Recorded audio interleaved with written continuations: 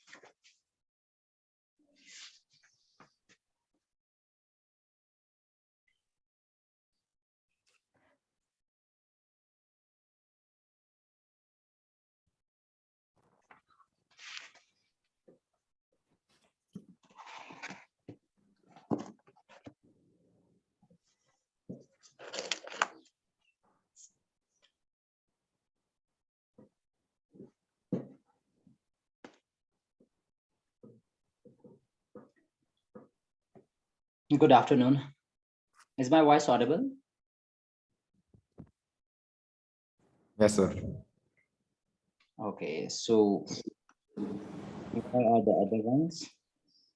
I think they have joined it online, right? Or is someone coming? So there's still more people to come.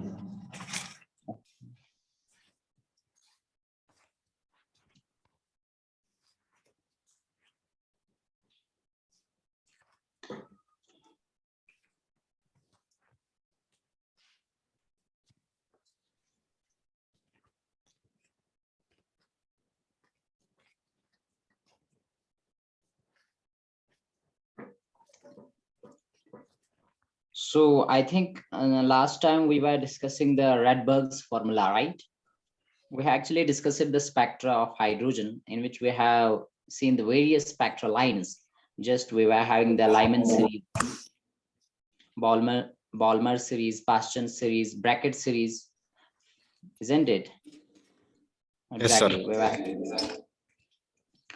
So you should remember that Balmer's formula, because with that formula we can just calculate the wavelength. We can just calculate the wavelength. We can also calculate the frequency. We can also calculate the energy. So a lot of things can be calculated that from that Balmer's formula. So I think we will solve a few questions on this on this formula, that is the Balmer's formula, and then we will move towards the Bohr's model of atom, right? Yes, sir.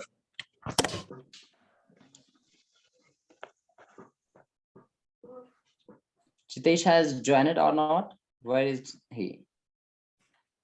Chitesh D. Has it? Sir? Where is Chitesh? Sir, I think he's late. Okay.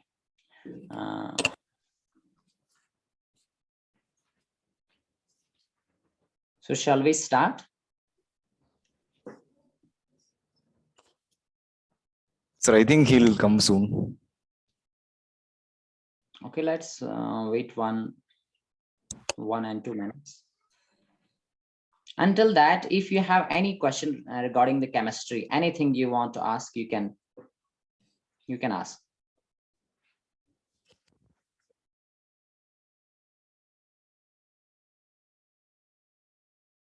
Raghu, can you give me one application of chemistry? Sir? Can you give me one application of chemistry? Sir, like a day-to-day life application. Yeah, day-to-day life. Yeah, in every day-to-day life, you can give me the example.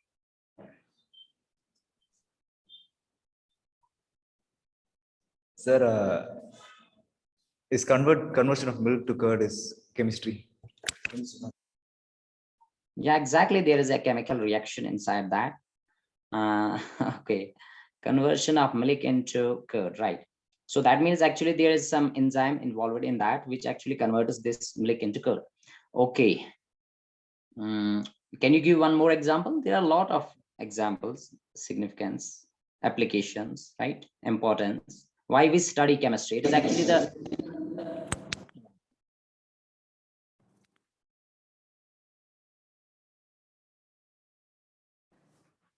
Sir, sir, is fertilizer used as chemical reactions? yeah, we are using the fertilizers in order to increase the fertility of soil. So can you give me the example of one of the fertilizer?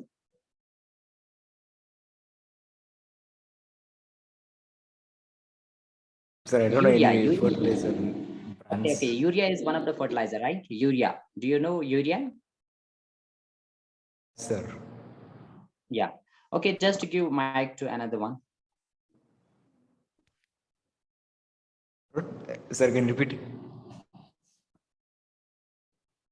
I mean to say, forward your mic to who is there? Is there Ananya or Avantha?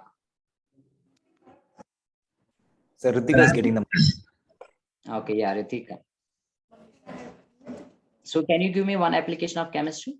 Can you tell me one importance of studying chemistry? Ritika, can you tell me? Sir, yes, sir. Mhm.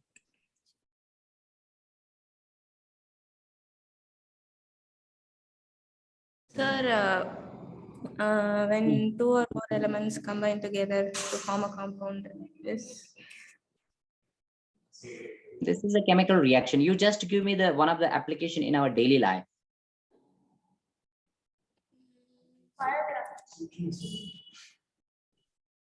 Sir, the contamination of milk.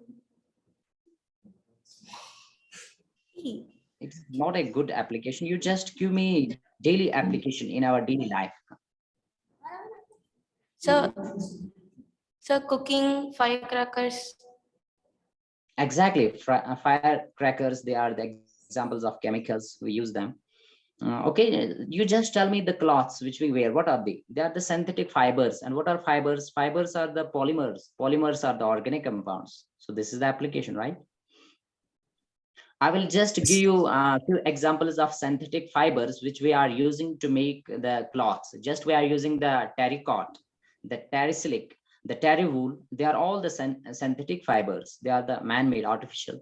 So that's why chemistry has given us a lot of synthetic fibers, with the help of which we can synthesize such cloths which are very comfortable, which are highly comfortable, which are durable, which are easily washable, and which can be easily they easily get dried up, right?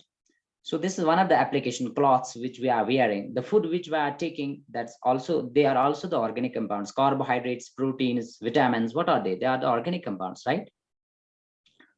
Okay.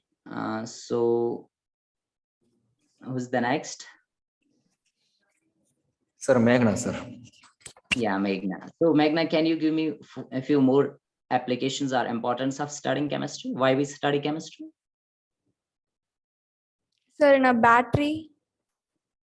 Exactly. In a battery, what happens? The chemical reaction that gets converted into electrical energy. So which reaction is taking place there? Can you give me the name of that chemical reaction?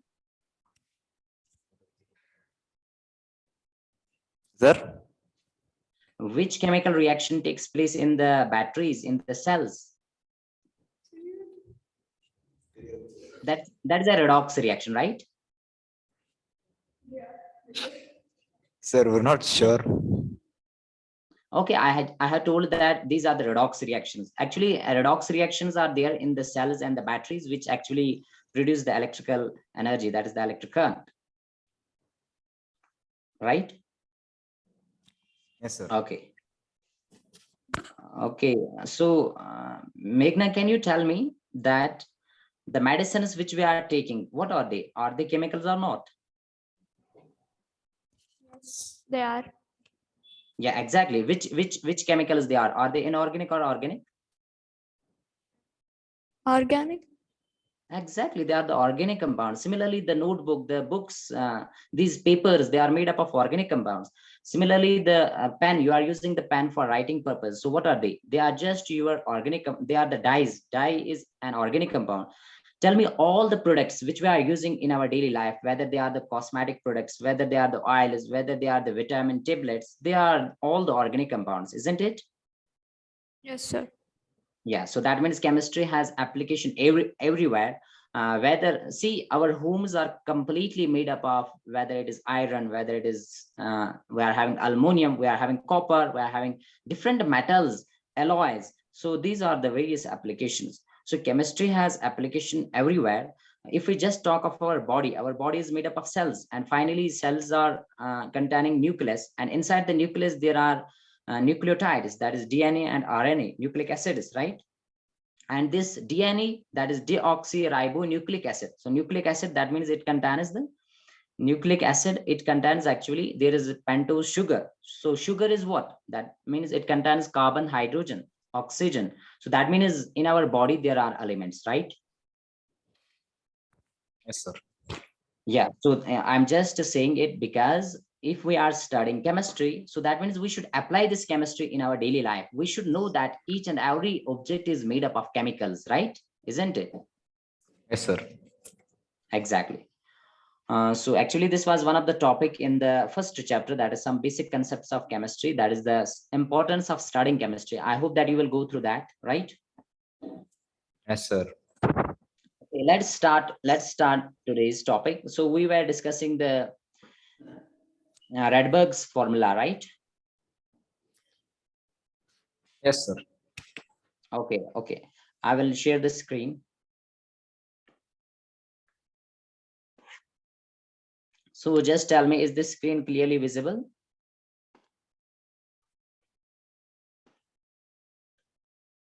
Is this screen visible? Yes, sir. It's visible. Okay. So let's see this Rydberg's formula and how to use this in order to calculate the wavelength, the wave number. So I hope you remember this Rydberg's formula. So what was the formula? Can you tell me?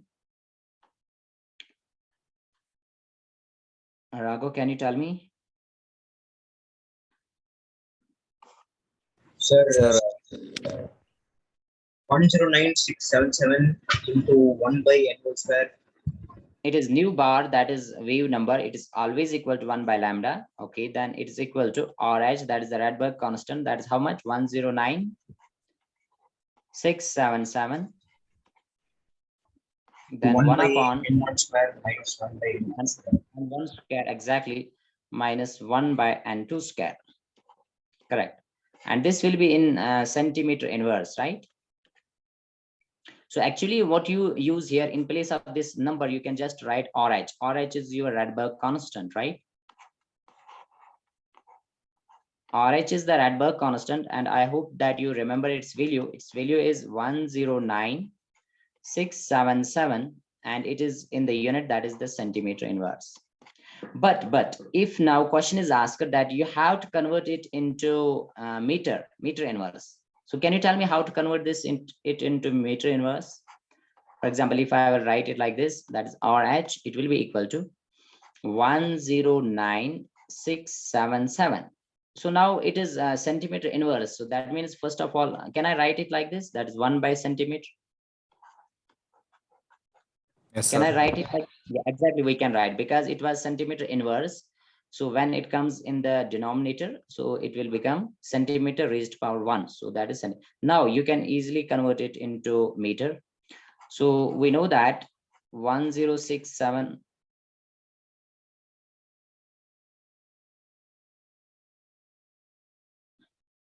What happened? Sir, I think the host has been changed. Sir, you're back to being the host. I think you can present. Oh.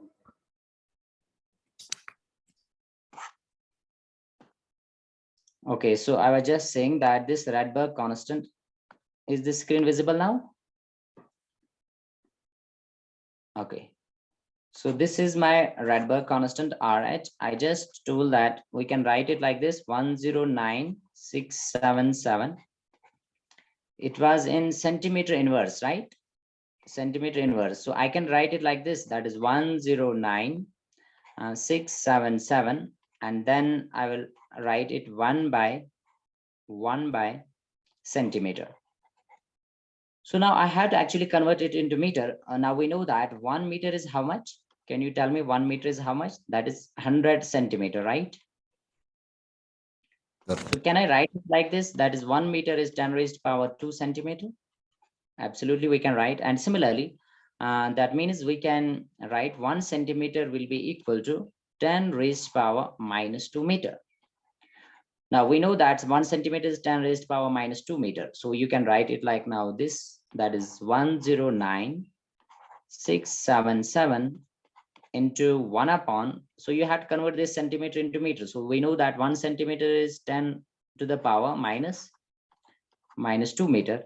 Now when you just move it as a numerator upwards, so it will become 109677. So it is in divide, it is 10 to the power minus 2. When it comes up, it will become 10 to the power plus 2, right? And it was here meter. When it comes up, it will become meter inverse. So that means you will remember that this Rydberg constant, its value is 109677 centimeter inverse. It is in centimeter, right? But when you just convert it into meter inverse, so it will become 109677 into 10 to the power 2 meter inverse. So have you got it? Any confusion here? Yes, sir. Okay. Now, can you tell me, can I write it like this? For example, if I write it like this, that is, if I write 1.09677, so what I can write then? If I just write it 1.09677, so that means after this point, after this decimal, there are how many digits? There are 5. So that means I will write 10 to the power 5, and then it is here 10 to the power 2. So when base are sum, power should be added. So that means you can also write it like this, that is 1.09677, and it will be now when base are sum, power should be added. So 5 plus 2, that is 7. So 10 raised power 7 meter inverse. So sometimes books also write the value of Rydberg constant like this. So that means you should be able to write like this also, so that there shouldn't be any confusion. Is it clear? So that means you can write like this, that is 109677 into 10 to the power 2 meter inverse, or you can also write like this, that is 1.09677 into 10 to the power 7 meter inverse. Have you got it? Yes, sir. Okay. Okay, now tell me, how can we write then like this, that is centimeter inverse? If I write it like this, that is 1.09677. So what I will multiply? I will multiply it by then 10 to the power 1, 2, 3, 4, 5. So I will write it 10 to the power 5 centimeter inverse. So can I write it like this? Isn't it? I can write it like this. So I hope that you have got this one. So you can use the value of Rydberg constant at either 109677 centimeter inverse, or you can also use it as 1.09677 into 10 to the power 5 centimeter inverse, right? Yes, sir.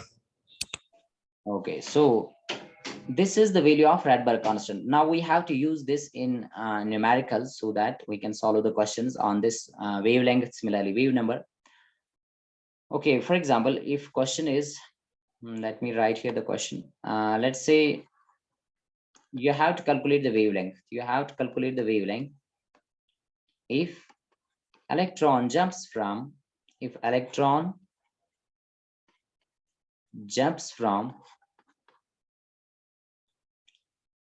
n is equal to 4, that means if electron jumps from 4th shell to 2nd, okay, you will just write it like this. That is, if electron jumps from 4th shell to the 2nd shell.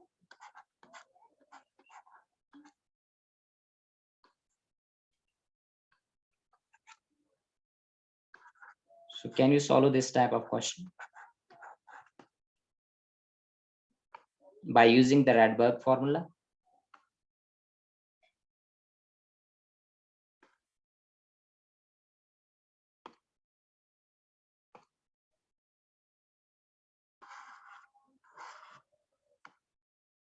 Can you try it?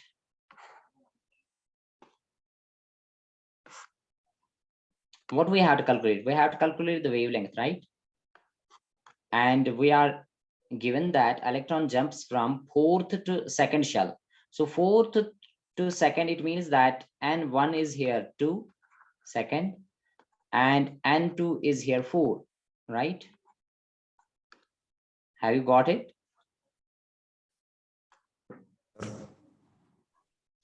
Shall I move to the next page? Have you noted down this? Yes, sir. Okay, so let's solve this question on the next page. For example, if Sir, again, Yes.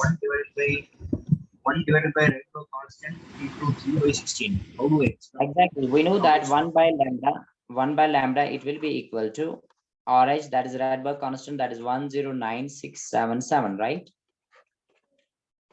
And then it will be 1 upon n1 square. N1 is here 2 square, so minus 1 upon n2 square, so that's your 4 square, isn't it?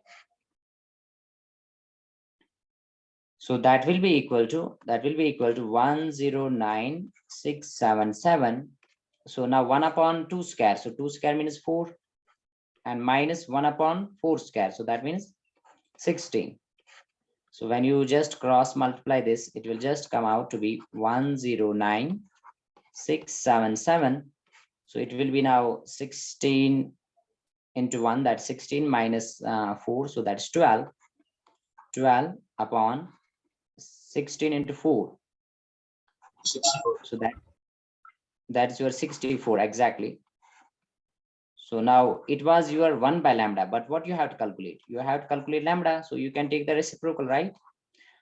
So when you take the reciprocal, lambda will be equal to, that is 64 upon 109677 into 12. So have you got it up to this point? Yes, sir. Any doubt here? No doubt, sir. Okay, now how to solve it without using calculator? That's very important. Can anybody tell me how to solve this without using calculator? See, yes, You tell write me. 64 as 16 and 12 as 3. Because both of them 4 by 4. See, I will tell you. For example, if I just write, okay, I will write this 64 as it is. And if I will write this Rydberg constant, it is a very big number. But if I will just convert it into small number, so what I can write? I can just write it. 10 point. Okay, I will write it 10.9677. Can I write it like this? Yes, sir. Into 10 to the power 4. Can I write it like this? Yes, I can, right? Isn't it? Now it is very easy. So can you tell me that if I'm having a value that is my 10.9677. So if I just take the approximate value, so can I write it like this? It is equal to 11, isn't it? Yes, sir. Exactly. So that means you can just write it 64 and then you will divide it by 11 and then you will divide it by 12 Now see here, it is 10 raised to power 4. When it moves up, it will become 10 to the power minus 4. Have you got it? And the answer will come in centimeter, right? So can you tell me why it will not be centimeter inverse? Why it will be centimeter? Because I'm doing 1 by lambda, so centimeter inverse will become centimeter. Exactly, because it was 1 by lambda. 1 by lambda was your in centimeter inverse, but when you just take the reciprocal of this, so it will become now centimeter, right? Exactly. Okay. So now tell me, can you now solve it? Is now easy, isn't it? For example, if you just, we can see that 2 6s are 12, and similarly here 2 3s are and 2 2s are. So similarly, 2 3s are 6, and similarly 2 1s are 2 6s are. Now it will be just like this, that is 16 upon 3 into 11. So that's your 33, right? Into 10 to the power minus 4. So I hope that now it has been now simplified. It is now easy to solve, right? Can you solve now? 16 by 3, 33 is approximately 1 by 2. So that's how much? Approximately 1 by 2. 0.5. Exactly. Nearly it will be 0.5. Okay. Then into 10 to the power minus 4. So this will be in centimeter. But tell me that if question is asked in meter, so can you convert it into meter? Yeah, isn't it? Minus 6. Minus 6. Exactly. We know that 1 centimeter is 10 raised to power minus 2 meters. So it will become 10 to the power minus 6 meter. Correct? So have you noted down this? Shall I move to the next page? Yes, sir. Okay.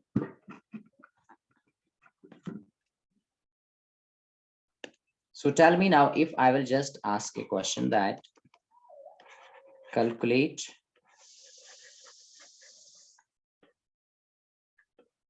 the frequency,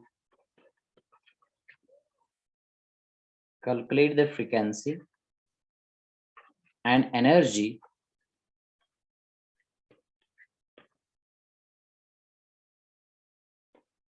emitted when an electron jumps from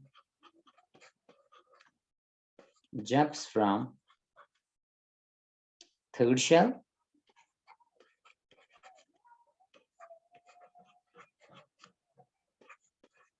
to the first shell.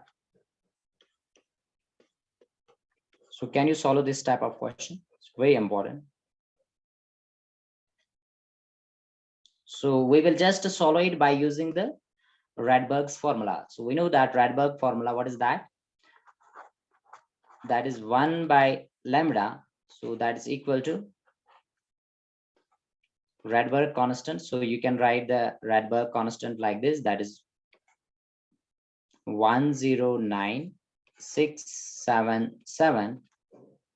Then it is 1 by n1 square. So can you tell me here what is n1? Can you tell me what is here n1? 1. Exactly, it is 1 because the first shell, first orbit. So that's 1 square. So 1 square, that is 1. Okay, minus 1 upon n2 square. So what is n2? That is 3. So 3 square. So it will be in centimeter inverse. Now you can write it like this. That is, it will be your 109,677.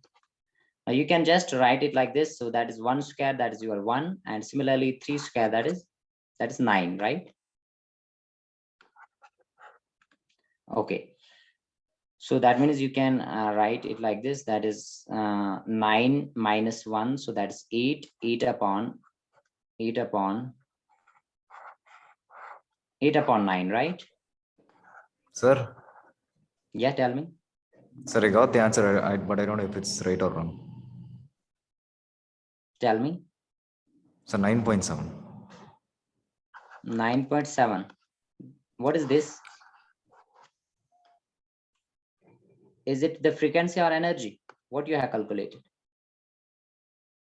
Sir, sir, 109677 into, sir, I did the same thing as you, sir. Okay. Not, sir, I made a slight mistake. I didn't. Okay, no problem. You just focus on, then see where is the error, where you have done it wrong.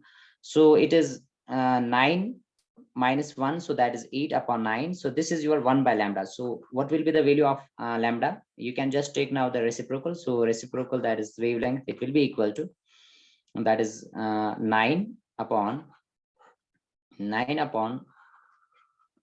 109,677 into 8, right? So this is your what? This is your wavelength. Now tell me, and that frequency is always equal to c by lambda. Is it right? Yes. Frequency is exactly. So tell me what will be the value of lambda. So lambda will be equal to c by nu, isn't it? C by nu is the frequency. So that means in place of this lambda, what you can write? You can just write 1 by, you can just write c by nu, isn't it? You can write c by nu here. So c by nu, it will be equal to 9 upon 109,677 into 8. So that means from here you can calculate the frequency, and you know what is the value of this speed.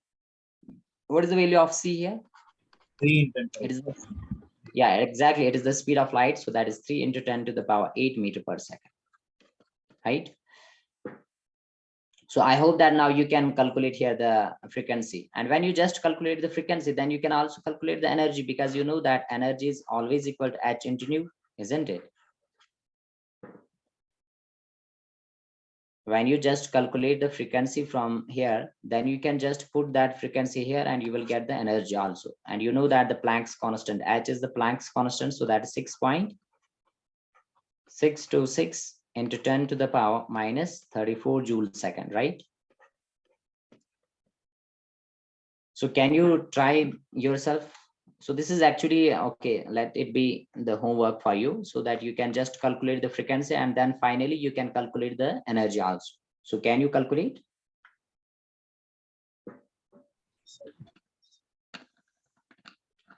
Is anybody having doubt in this question? Any confusion? No doubt, sir. Okay, so then let's move ahead. We will just go through the Bohr's model, because you will just practice more questions yourself. So let's, if anybody is having any doubt, any question, you can let me know at that time in the next class also. Okay, let's see the Bohr's model of atom. But before the Bohr's model of atom, we have to study the limitations of Rutherford's model of atom. Have we studied the limitations of Rutherford's model? Limitations of Rutherford. Sir, you will explain the stability of that.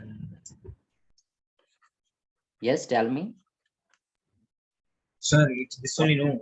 It couldn't explain stability of an atom. So what was the main limitation of this? Not only, sir, could not explain the stability of an atom. Exactly, he could not explain the stability of atom. So you can write that he could not explain stability of atom. See, actually what Rutherford told, he told that electrons are just revolving around the nucleus in fixed circular paths known as orbits, right? But according to electromagnetic wave theory, according to, okay, I will write it here, that according to electromagnetic wave theory, whenever there is any charged particle, according to electromagnetic wave theory, whenever there is any charged particle and that is in motion, for example, we are having this nucleus and then we are having the electron outside. According to Rutherford, he told that this electron is just revolving around the nucleus in a fixed circular path, right? But according to electromagnetic wave theory, this electron, it is a charged particle. And that means when this electron, it revolves, it should emit radiation in the form of light. And when this electron actually emits radiation, it should come close to the nucleus, and finally it should fall into this nucleus. So that means this atom, it should collapse. That means atom should not be stable. And when atom doesn't exist, when atom is unstable, so that means whole universe should be unstable. But actually that doesn't happen. That doesn't happen. Atom is stable. But Rutherford could not explain that how this atom is stable. So according to the calculations, it should only take 10 raised to power 8 seconds in order to collapse this atom. That means this electron, it should finally fall into this nucleus, but and that actually doesn't happen. So Rutherford could not explain the stability of atom. This was the main limitation of Rutherford's model of atom. And this model is actually 2D model, planar model.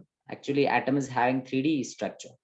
So what you will remember here, that you will remember that according to electromagnetic wave theory, whenever a charged particle is in motion, whenever a charged particle is in motion, whenever a charged particle is in motion, it should emit radiation. It should emit radiation. So that means electron, we know electron is a charged particle, isn't it? We know that the electron, it is having charge of minus 1.602 into 10 to the power minus 19 coulomb, right? So electron is a charged particle, and electron is in motion. According to Rutherford, it revolves around the nucleus, isn't it? Electron revolves around the nucleus. So that means electron should emit radiation, and when it actually emits the radiation, so that means it should fall into this nucleus. That means atom should collapse, but actually that doesn't happen.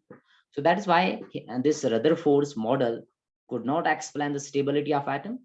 Then the another Neil Bohr came, who just gave his own model, that is the Neil Bohr's model of atom, which actually explains that how this atom is stable, why actually electron is not emitting energy. So let us see that on the next page. Have you noted down this? Shall I move to the next page?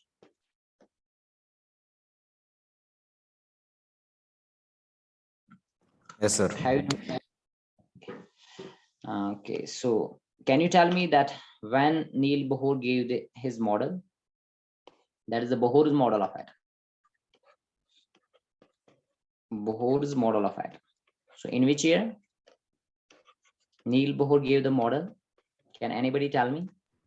1913. Neil Bohr gave his model in 1913, right? It is a talk of 1913, because actually Rutherford have given his model in 1911. So that's why Bohr he gave later on in 1930. Right? Okay, now can you tell me that this Bohr's model, it is actually based on which theory?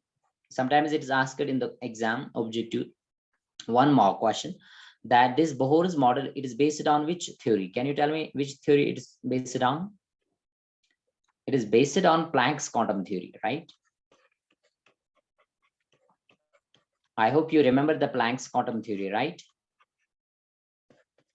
Planck's quantum theory is actually, I have already told you in short, that is Energy is E is absorbed or emitted in small particles. exactly, energy is emitted or absorbed in discrete manner. That means in discontinuous manner. Electrons, energy is always emitted or absorbed discontinuously in the form of small packets of energy known as quanta. And I have told you that the energy of these quanta, that is equal to h nu, E is equal to h nu, right? This is the actually Planck's quantum theory. Okay. So now, according to Bohr's model, what he told, he also gave the flat model that is like this. He told that there is a nucleus, and inside this nucleus, there are neutrons and there are protons, what we call as nucleons. I hope you remember what are nucleons. Can you tell me? Nucleons are your neutrons plus protons. They are together known as nucleons. They are inside this nucleus, right? Sir. Exactly. Now, what Neil Bohr told, he told that these electrons, they are just revolving around this nucleus in fixed circular paths, which has fixed radius and energy. So this is to be remembered that the electron, it revolves around the nucleus in fixed circular paths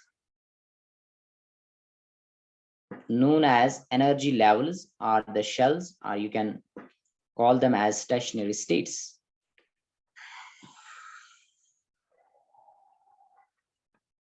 Okay, so he also gave the name of these shells. For example, he told that this the first shell is your K, and the next is L, next is M shell, and similarly then it will be N, then it will be O, P, etc. That means in the alphabetical order. In the alphabetical order. Okay, now tell me here that what actually Neil Bohr told. So the main points of this theory, they were, number first point was that atom consists of, that means atom is made up of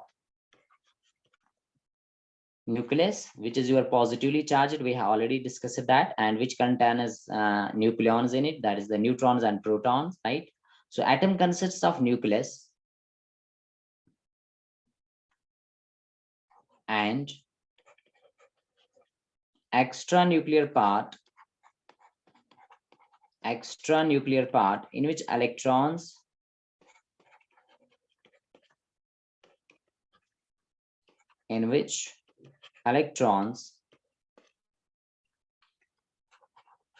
revolve around the nucleus. Electrons revolve around the nucleus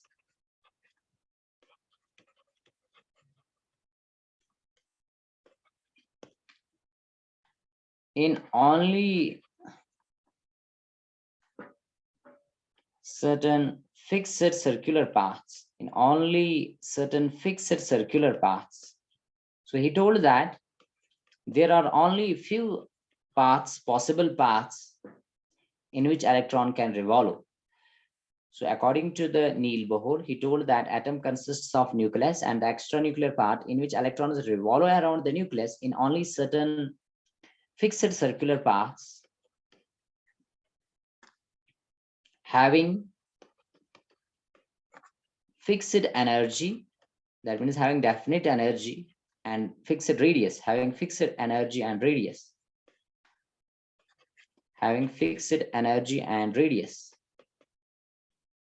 Known as, so these circular paths, fixed circular paths, they are known as shells. You can just call them as shells, or you can also call them as energy levels,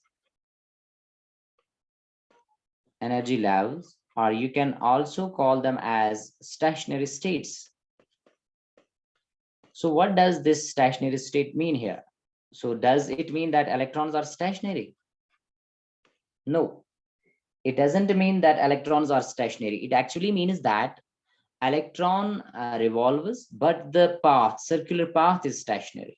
Are you getting? Circular path is stationary. Otherwise, electrons are not stationary, they are moving. So you can also call them as orbits. So just we are having the K orbit, we are having the L orbit, right? M orbit and N, similarly O, P, Q, etc. In the alphabetical order after N, you can just call them as N, O, P, Q, or etc. So this was the first main point, what actually Neil Bohr told. He told that electrons revolve around the nucleus only in certain fixed circular paths. So that means there are fixed circular paths. This is very important. So it means that there isn't any path between this nucleus and this K shell. So between the K and the nucleus, there isn't any path. Similarly, between the L and the M, there isn't any other path. So that means electron can either revolve in this K, or it can revolve in this L, or it can revolve in this M. So there isn't any circular path between the L and the M. So he named these definite circular paths as K, L, M, N, O, P. Have you noted down this? Shall I move to the next page?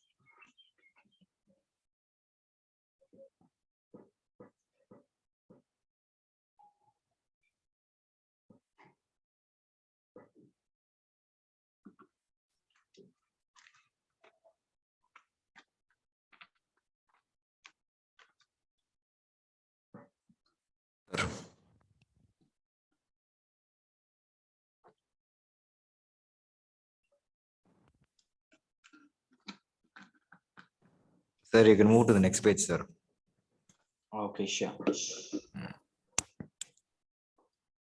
So next he told that now we know that we are having various energy levels, or what we called as stationary states. Just we are having the K, then we are having the L, we are having next is your M, then we are having N. So can you tell me how many electrons can be accommodated in these shells, in these orbits? Can anybody tell me what is the formula with which we can calculate the number of electrons in each shell? 2 power n. Can anybody tell me? Sir, 2 power n. Yeah, actually the formula was given by Bohr, that is 2n square. What is the formula? It is 2n square, right? So it is the total number of electrons that can be accommodated in a shell. Total number of electrons that can be accommodated, right? That can be accommodated in any shell. That can be accommodated in any shell. So that is given by this formula, that is 2n square. Now, can you tell me what is here n value, small n value? What its value can be? The shell number. Yeah, it is known as shell number. Okay. So n is your here, it is known as shell number. Actually, this is the principal quantum number which we will study ahead. But first here you will remember that this is your shell number. Or you can also call it as orbit number. So can you tell me what is the orbit number or the shell number for this key? For this key, n value is 1. And similarly for this L, n value is 2. And then for M, it is 3. Then for N shell, it is 4. For O shell, it will be 5. And then for P, it will be 6. Got it? Are you getting? Yeah. So can you tell me then how many electrons can be accommodated in the K shell? For example, if I will just talk of K shell, so that means in this K, what is the n value? N value is 1. So that means how many electrons can be accommodated here? That is 2n square. So that means 2 and 1 square. 1 square means 1, 1 into 2, that is 2. So that means 2 electrons can be accommodated in this K shell. So can you tell me how many electrons can be accommodated in L shell? 8. That is n. Exactly, it will be 2 square, that is 4, 4 into 2, that is 8 electrons. And similarly for M shell, how many electrons can be accommodated here? Sir, 18. Exactly, it will be 18, that is 3 square, that is 9, 9 into 2, that is 18 electrons. And similarly for N shell, how many electrons can be accommodated? It will be 32, right? So can you tell me how many electrons can be accommodated in O shell? Sir, 50. So that is here your 2n square. So n is here your 5 square. So 5 5s are 25. 25 into 2, that is 50. 50 electrons can be accommodated, right? Exactly. Okay, shall I move to the next page? Yes, sir. Sir, you left P shell. Yes. No, sir, you left the P shell. Okay, shall I write P shell? Oh, Yes, sir. after O, it will be P shell. Okay, for P, what will be the n value? It will be Sir, 6. Yeah, tell me. Sir, 72 electrons. Sir. 70? 72. 72. Okay, so that is 2n square. So that is 6 square. 36 into 2. That is your 72 exactly. Okay, so I hope that you can now calculate this. This is easy. Okay, now tell me, what is the next point? What he told? According to the Bohr, he told that now these orbits are what we called as energy levels. They have fixed energy. So that means he told that the energy of these orbits are what we call as energy levels. It is always fixed. The energy of electron in an orbit, it doesn't change with time.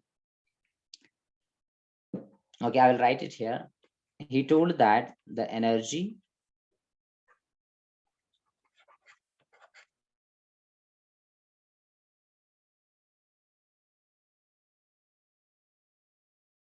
of an electron, the energy of an electron in the orbit, the energy of an electron in the orbit does not change with time, does not change with time. So this is very important point to be noted down here, that according to Neil Bohr, the energy of an electron in the orbit does not change with time. So that means in any orbit, you can calculate the energy of electron, and he gave the formula, and that is very important formula. So you have to remember that. So he told that energy of any electron in any shell or in any orbit can be calculated with this formula.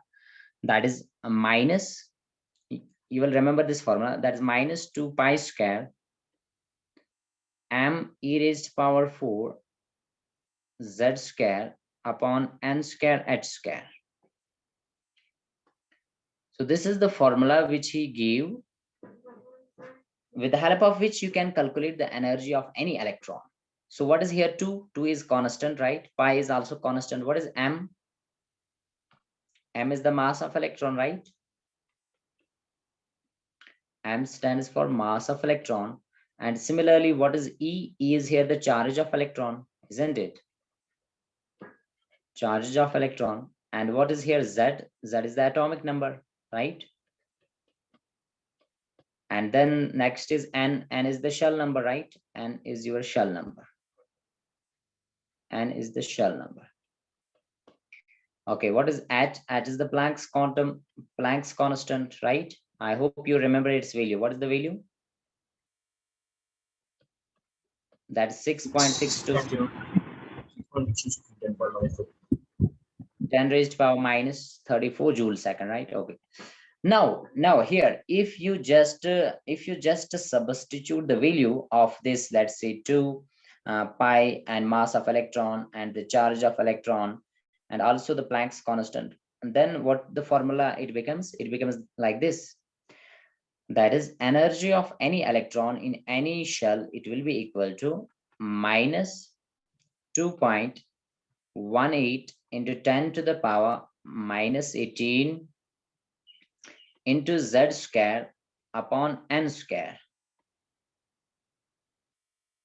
So this energy will be in joule per atom. So the unit will be here joule per atom.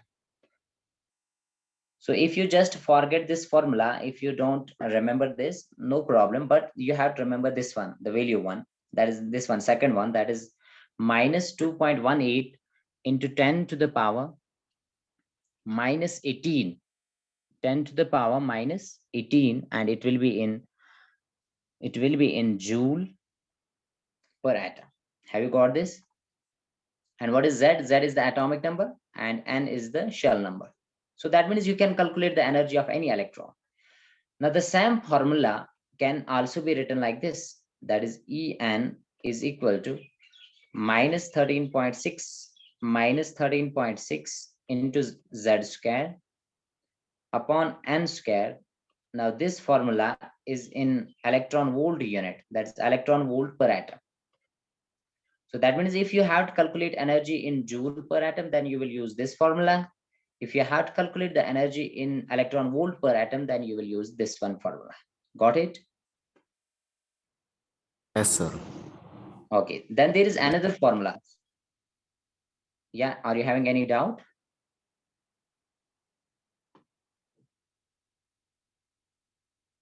Then there is another. Okay, then there is another formula. With that, you can calculate energy in kilojoule per mole. So shall I move to the next page? Sir. Okay, so the next formula you can write like this, that is energy of any electron in any shell or energy level, it will be minus 1312 into Z square upon N square, and this will be in kilojoule per mole. This will be in kilojoule per mole. Kilojoule per mole.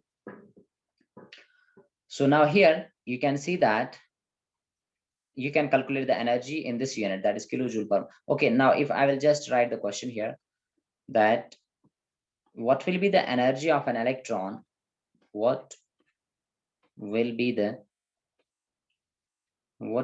energy of an electron in Bohr's first orbit? So can you tell me?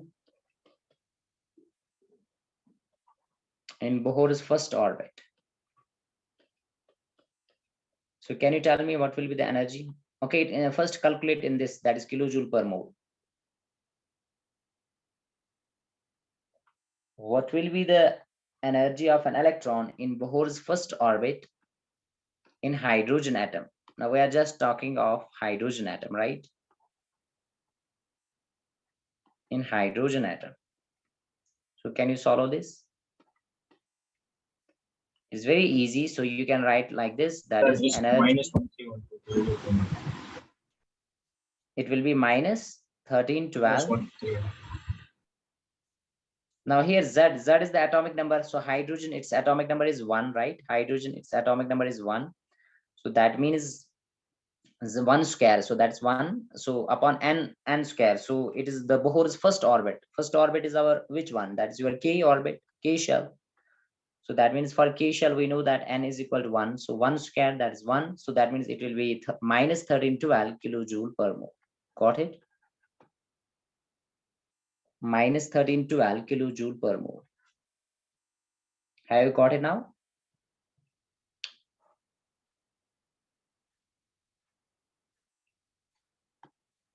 Okay, then calculate.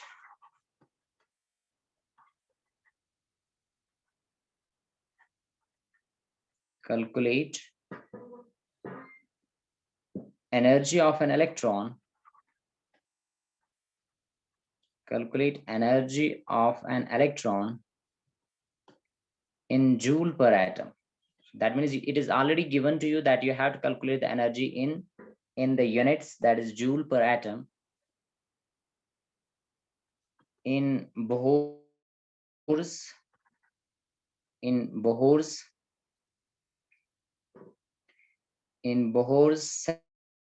second orbit.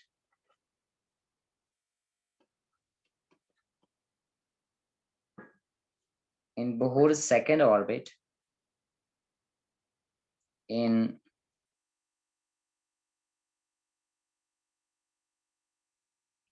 helium atom, that is He positive ion. So can you calculate this one?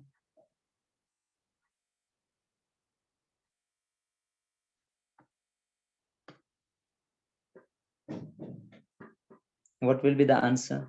Has anybody solved this one? Sir, Yes. 2.18. Exactly. It will be minus 2.18 into 10 to the power minus 18, right? Yes, sir.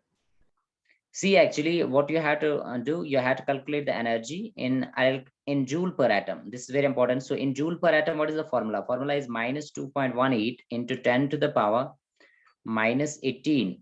Now it is Z square. What is Z for helium atomic number is? Z is 2. So that is into 2 square, right? Now you have to divide it by n square. So what is the n? Shell number. That is your second orbit. Second means L shell, or you can write it as L orbit. For L shell, n is equal to 2. So that means you will write here 2 square. So 2 square and 2 square, it will cancel. So what you will get here? You will get the same value, that is minus 2.18 into 10 to the power minus 18. It will be in joule per atom, right? So have you got it? Any doubt here? Is it clear to all of you?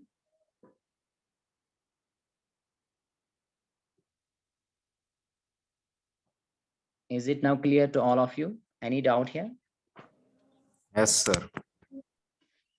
Exactly. Okay, so that means it is now clear. Okay, let's see then the next point. Next, very important. No, here is one of the important point. That is Sir. why energy of, okay, tell me. Any question?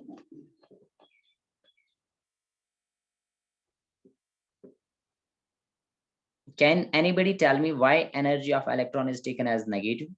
In all the formulas, I have written that energy is negative sign, right? It is minus. That's negatively charged particle. Electron is negatively charged particle, but why energy is negative? Can anybody tell me why energy is negative? So I have written the energy as negative sign because see, this is very important. Tell me that when you are having any, let's say this is your nucleus, right? So this is the, let's say the first shell, second orbit, third, this is the fourth one. Now tell me when electron is actually at a very infinite distance, electron is at infinity, right? When electron is at infinite distance, its energy is taken as 0, right? Sir, See, so can you when can the you electron comes closer, it becomes minus. I mean, it decreases. exactly, it becomes minus because there is force of attraction. Okay, can you tell me when electron is very far away from the nucleus, so that means when it is at infinite distance, so can there be any force of attraction? No. So at that time its energy is taken as 0, but now this, when this electron it comes close towards this nucleus, so that means there will be now force of attraction. So that means this nucleus, it will attract this electron towards itself. And due to the force of attraction, can you tell me what happens? Is energy absorbed or released? Due to force of attraction, what happens? Can anybody tell me, due to force of attraction, what happens to the energy? Energy is released, right? So tell me, when energy is released, when energy is given out, so that means energy, its value will become less. So it was here 0. When it will become less, so that means it will become negative, right? Have you got it, my point? Yes, sir. Yeah, so that's why energy of electron is taken as negative, because when electron is very at a very far distance, that means at infinite distance from the nucleus, there isn't any force of attraction. When there isn't any force of attraction, so that means its energy is taken as 0. But when this electron it comes close towards the nucleus, then there will be force of attraction, and that force, and due to the force of attraction, energy is released. That means energy is actually given to the surrounding, energy is lost here. So when energy is given out, it will become negative, less than 0. Less than 0 means -1, -2, etc. Any value it can have. So that's why it's taken as negative. Okay, then let you write the next point in this Bohr's model. That is, now which orbits can actually exist? As you already know that Bohr told that only we are having K orbit, we are having L orbit, we are having M. There isn't any orbit between K and L, isn't it? There isn't any orbit between L and M. So he told that only those orbits exist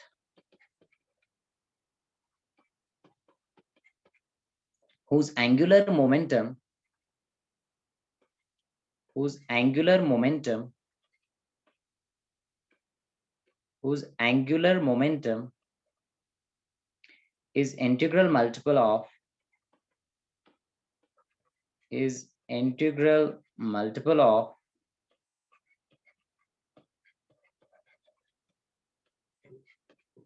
h upon 2 pi. So this is another formula which you have to remember. So can you tell me what is angular momentum? Anybody? What is actually angular momentum? Do you know that what is linear momentum? Can anybody tell me what is linear momentum? Momentum in a straight line. Exactly, momentum a straight line, but how it is calculated mathematically? It is represented by P, so it is equal to mass into velocity, isn't it? Linear momentum, it's always, you have already studied it in physics. Momentum is always equal to mass into velocity, right? Okay, now tell me what is angular momentum then? What is angular momentum? Angular momentum is represented by omega. Angular momentum is represented by symbol omega. That's just like this. Okay, so it is equal to m into v into r. So what is r here? R is the radius, right? because actually we are here having this is, let's say, the nucleus, then we are having this, let's say this is my let's say this is my key orbit, so the radius is there, isn't it? The distance from the center of the nucleus up to this key, so that's your radius represented by r. So m into v, that is mass into velocity into radius, so that is known as angular momentum. Now according to the Bohr's model, angular momentum, that is mvr, it is always integral multiple of h upon 2 pi. So that means you can write like this, that is nh upon 2 pi. So have you got it? This is another postulate of Bohr's model. This is very important. I hope you will remember this. Angular momentum is always equal to h upon 2 pi, right? So then if question is asked to you that what will be the angular momentum of an electron in Bohr's first orbit? So what n can have value? N can have 1 value, it can have 2 value, isn't it? It can have 3 value, it can have 4, any value it can have, but it should be integer. It should be positive integer. So you have to remember that the angular momentum of an electron, it is the integral multiple of h upon 2 pi. Got it? So that Yes, means sir. only those orbits will exist whose angular momentum is equal to nh upon 2 pi. You have to remember this, that only those orbits can exist whose angular momentum is always equal to nh upon 2 pi. So can you tell me what will be the angular momentum for the first orbit, that is your key orbit? Shall I move to the next page? 1 into h2. Okay. Okay, I will write it here that for key shell, that is your first shell, n value is 1, right? So therefore, what you will write? Angular momentum, that is mvr, it will be equal to n is 1. So that means you will simply write h upon 2 pi, isn't it? Is it clear? You will simply write h upon 2 pi because n value is 1 for the key shell, isn't it?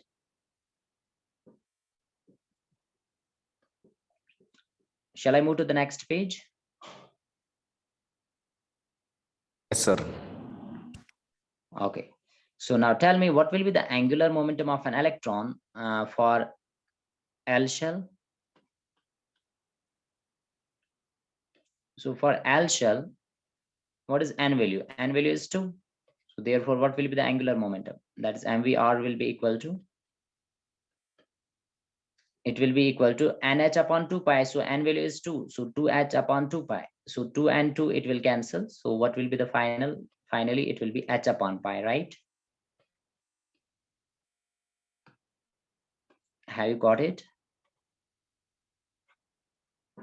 Yes, sir. Exactly. So you had to remember that in this Bohr's model, Neil Bohr, he told that only those orbits will exist whose angular momentum is integral multiple of h upon 2 pi, right? Okay. Now, what is a very important point that is like this? For example, let's say this is my here, the nucleus, and let's say this is the first orbit, that is your key orbit, and let's say this is your second, that is your L orbit. Let's say this one is your next, that is your M, and similarly, let's say this is the next one.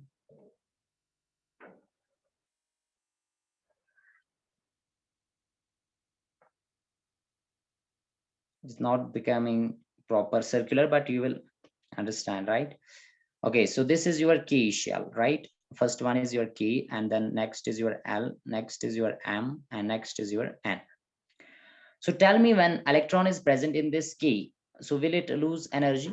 No. According to Neil Bohr, it has fixed energy, so it will not lose. But now let's say some energy is given to this electron. For example, if some energy is given to this electron, what will happen? This electron will now jump. it will move into the higher energy levels. So that means it will move into the L. It can also move into the M. It can also move into the N. It depends upon the energy, how much energy you are giving, right? So first of all, can you write here the order of energy? Which electron will be having more energy? Is it that of K or L or M or N? Sorry, Can you tell me? Exactly, because K, it will have smaller energy. L has higher energy, then M will have a very high energy, and N will have very highest energy. So similarly, if we will move ahead, O and P, so they will have more energy, right? So this is the order of energy.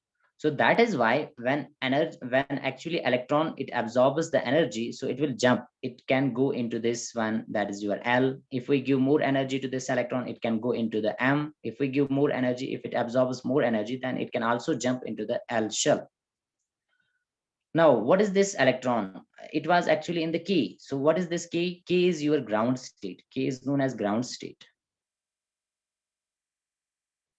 K is known as ground state, or you can also call it as normal state, right? Normal state. Now, when this electron, it actually jumps into the higher energy levels. For example, it moves into this L, it can move also into this M, it can also move into this N. So they are what? They are your excited state. So this is your excited state. So one is known as ground state and another is known as excited state, right? Excited state. Now, can you tell me, will electron be stable in the excited state? Will electron be stable in the excited state or unstable? Electron is unstable, right, in the excited state, because it has very high energy. Higher the energy, higher will be the instability, right? More will be the instability. Electron is unstable in higher energy levels. Got it? Electron is unstable in higher energy levels, because we know that stability is inversely proportional to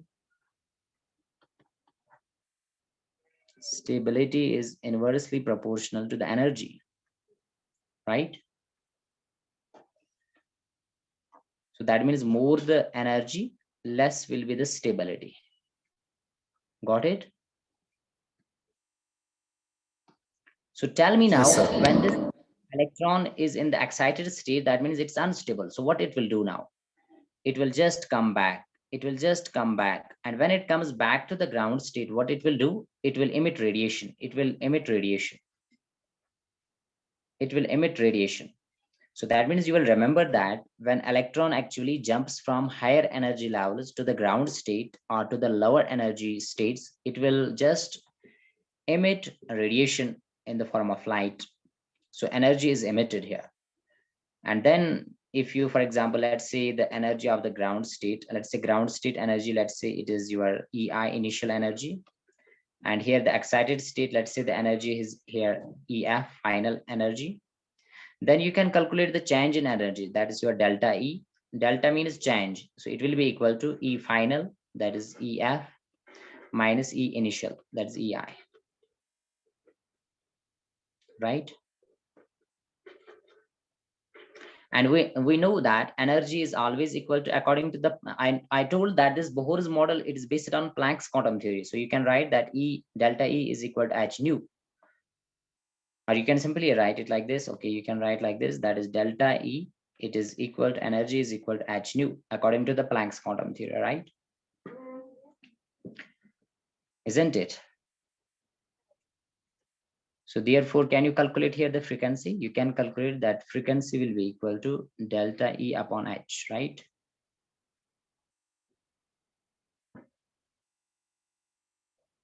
Got it?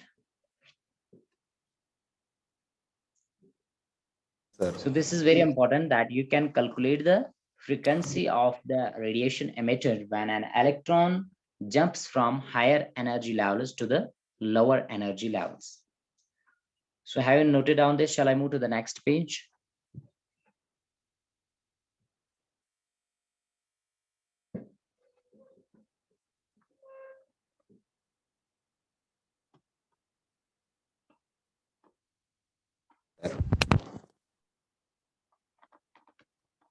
Okay. So what you now noted down? You noted down, for example, that's let's say this is my ground state, and let's say this is my excited state. So let's represent it by, this is my ground state GS, and this is my excited state, that is ES. So now if electron, let's say here it's my electron, this is the black electron here. So when it jumps from this ground state to the excited state, what it will do? When it will jump, actually, it will jump when it actually absorbs energy. So that means when radiation falls on this, energy falls on this electron, then it can jump into the excited state, correct? And let's say here, let's say here the energy of this ground state, it is my E1, let's say, and the energy of this excited state, that is E2. So therefore you can calculate the change in energy, that is delta E. So it will be equal to E2 minus E1, right? Final minus initial. Got it? Similarly, now tell me, let's say now this electron, it is in the excited state. Now, if this electron, it comes back to the ground state, what will happen at that time? For example, let's say I'm having here electron now in the excited state. So this is my here excited state, and this is my ground state again. So when electron just comes back from its excited state to the ground state, what it will do? It will just emit radiation. So energy is emitted here. So energy is emitted here. And here what happens? Energy is absorbed here, right? In the first case, energy is absorbed, and in the second case, energy is emitted. So let's say the energy of this is E1 and the energy of this is E2, right? So that means here you will also calculate the change in energy. It will be your final minus initial, that is E2 minus E1. So in both the cases, you can calculate the energy change, and finally you will remember that this energy change, that is energy, it's always equal to h nu, because according to the Planck's quantum theory, E is equal to h nu. So delta E is also equal to h nu. So therefore you can write that frequency, that is this nu, it will be equal to delta E upon h, right? Delta E upon h. So delta E is equal to E2 minus E1, right? That is final energy minus initial energy, and you will divide it by this Planck's constant. And similarly, when you just calculate the frequency, you can calculate the wavelength, because you know that wavelength is c by nu, isn't it? So this is very important. And when you just calculate the wavelength, you can also calculate the wave number. Wave number is equal to 1 by lambda, isn't it?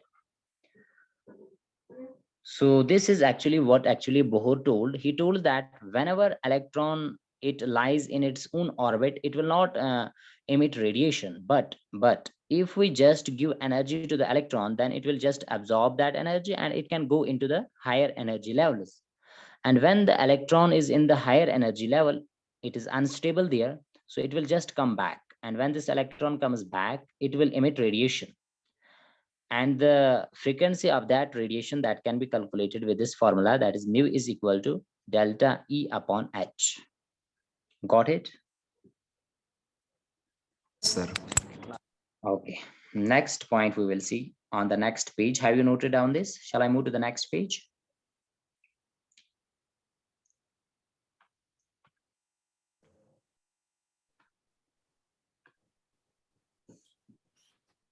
Sir, yes, sir. Okay. So next point is that Neil Bohr also told that we can also calculate the radius of the various orbits. So he gave the formula that is known as Bohr's radius, right? So I will write it like this, that the radius of any orbit, it is just calculated by this formula, is calculated as,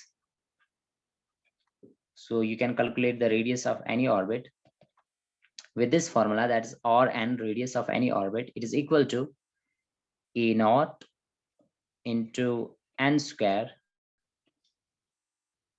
upon z.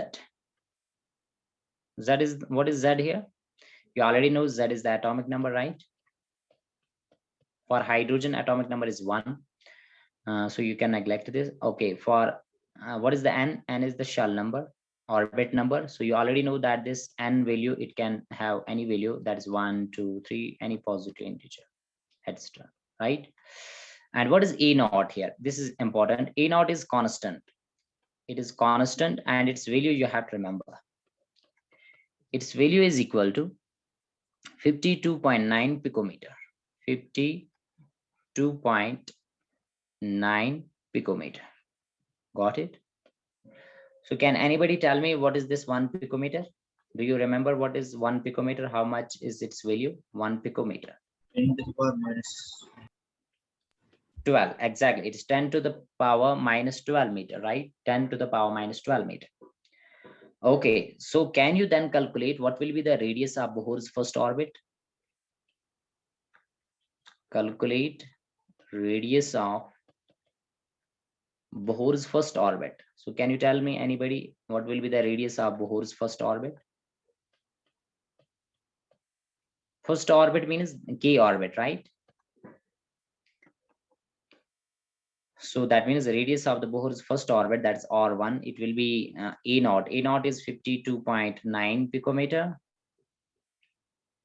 into n square. So what is n? N is the shell number. So for K, for the first orbit, n value is 1. So that means 1 square. What is atomic number? Okay, you will write here that this, what, calculate the radius of Bohr's first orbit in hydrogen atom. Let's say we are talking of, okay, I will write it here. Let's calculate radius of Bohr's first orbit in hydrogen atom. So what will be the Z value, atomic number value? What will be the Z value here? So for hydrogen atom, Z is the 1, atomic number 1. So you will write it here 1. So it will just come out to be 52.9 picometer, right? So if you will just convert it into meters, you will write 52.9 into 10 to the power minus 12 meter, right? Got it? Now, can you convert it into centimeter? You know that 1 meter is 100 centimeter. That is 10 to the power 2 centimeter. So you can also write it like this. That is 10 to the power minus 12 meter into 10 to the power 2 centimeter. So when base R sum power should be added, so it will become 52.9 into 10 to the power minus 10 centimeter. Got it? Is it clear to all of you? Can you calculate the radius of any orbit?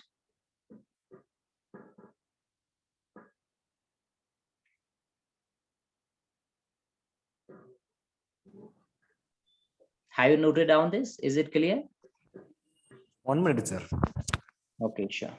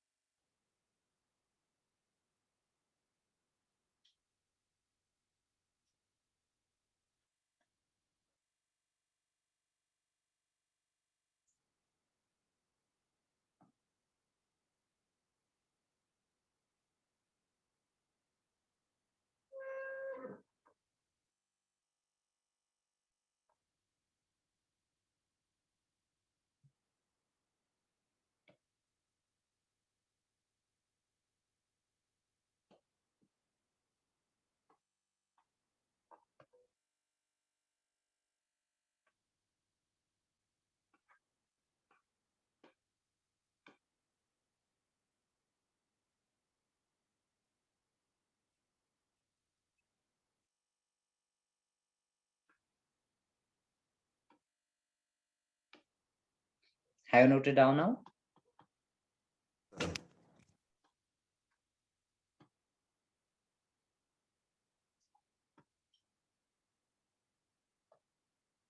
Shall I move to the next page?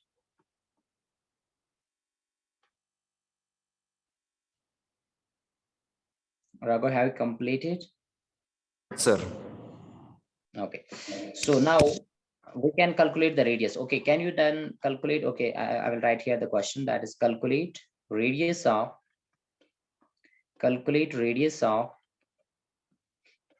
Bohr's second orbit. So which is the Bohr's second orbit? That is your L, right? L shell. Bohr's second orbit, in you have to calculate it in let's say He positive, that is helium. So can you calculate this radius? So how can you solve this? We know that radius of any orbit, it is equal to E naught into n square, right, upon z, right? Okay, what is the A naught? It is the constant, that is 52.9 picometer. And what is next? Next is n. N is the Bohr's second orbit, so that means it's 2 square, right? Upon z. Z is the atomic number. So what is the atomic number of helium? It is 2. So now can you solve this? It's very easy. It's 52.9. 105.8. So 2 ones are 2, 2s are 4. So it will be now 105.8, right? Is it correct? Yes, sir. It is in picometer. Can you convert it into meters? Into 10 power minus 2. Minus 12 meter. Can you convert it into centimeter?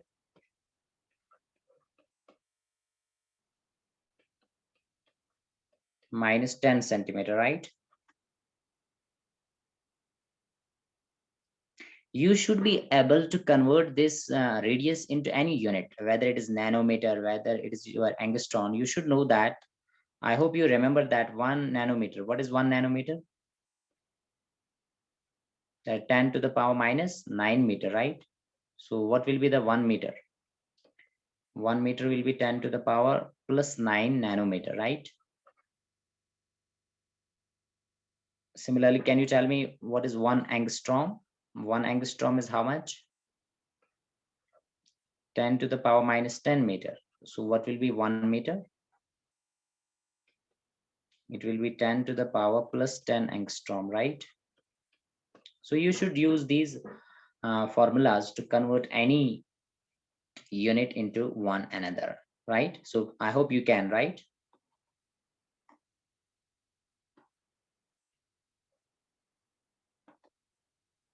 Now let's write the another point, that is how to calculate the velocity of electron in any orbit. Velocity of electron in any orbit. So we can also calculate the velocity of any electron in any orbit. So from where we can calculate this? We know that angular momentum, that is MVR. MVR is equal to how much? It is equal to NH upon 2 pi, right? Isn't it? Sir, Do you? it is. Yeah, we have already discussed this in one of the point of Bohr's model, that is MVR is equal to NH upon 2 pi. So what will be the velocity V here? Velocity will be equal to NH upon 2 pi M into R, right? So when you just substitute the values, what you get the formula like this, that is velocity is equal to 2.19 into 10 to the power 6 into 10 to the power 6 into Z upon N. So you have to write it here. It will be Z upon N. So this will be velocity, and what will be the unit? Unit will be meter per second. So I hope that now you can calculate the velocity of any electron in any orbit. Can you? Isn't it? What is Z? Z is here the atomic number, and what is N? N is the shell number, right? Shall I move to the next page?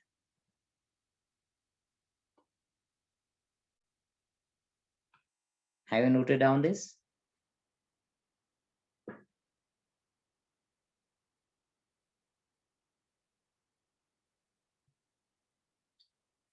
Raghu, have you noted down?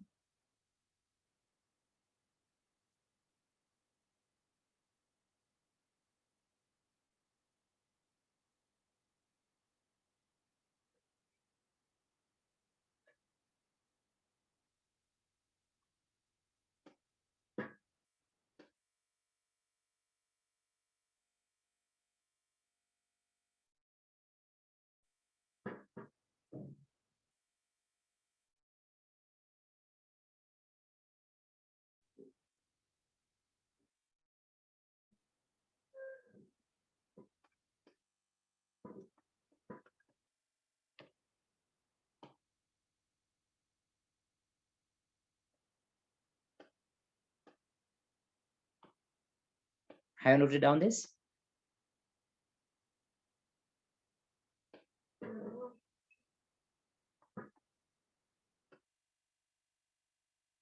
Okay, let's revise what we have actually studied today.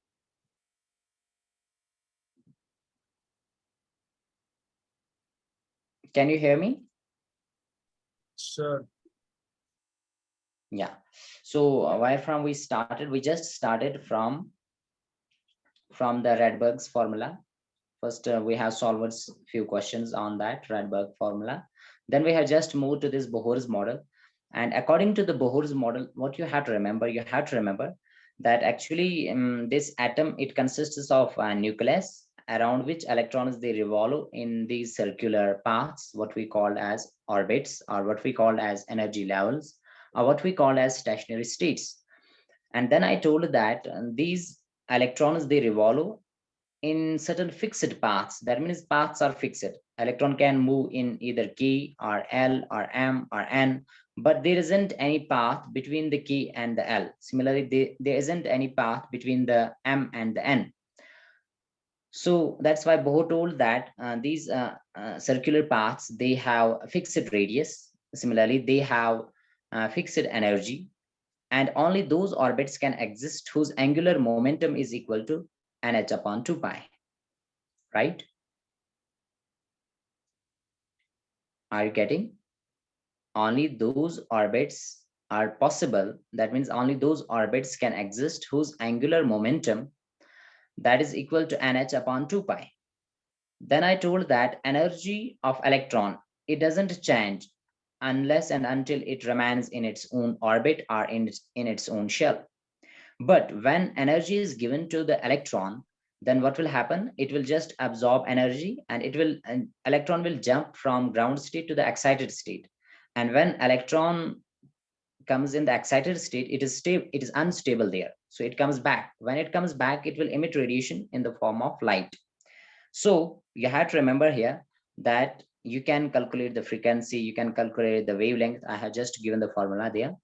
And you can also calculate the energy of electron in any orbit. I have given the formula, that is E is equal to minus 2 pi square me raised power 4, isn't it? Z square upon n square h square. Then you have to remember those three formulas. You can calculate energy in joule per atom, similarly in electron volt per atom. Similarly, I told that you can calculate the energy in kilojoule per mole, isn't it? Yeah. So Yes, sir. yeah, the formulas are, I have told you, one is the joule per atom, that is 2.18 into 10 to the power minus 18 joule per atom. And similarly, next is minus 13.6, that is electron volt per atom. Another is minus 1312, that is actually kilojoule per mole. You have to remember these three formulas, then you can calculate the energy, right? Then I have told that you can also calculate the radius, angular momentum. First of all, angular momentum, that is equal to mv, or it is equal to nh upon 2 pi. So you can calculate the angular momentum. And then I have told the radius, you can calculate the radius. Radius is given by E naught into n square upon z, right? E naught is the constant, its value is 52.9 picometer, I have told it. And then I told that you can also calculate the velocity. And the final formula which you have to remember, that is 2.19 into 10 to the power 6 into z upon n meter per second. So any doubt, any question, any query in this today's lecture? No doubt, sir. No Anybody doubt, else sir. have- Okay, if anybody is having, then you can tell me.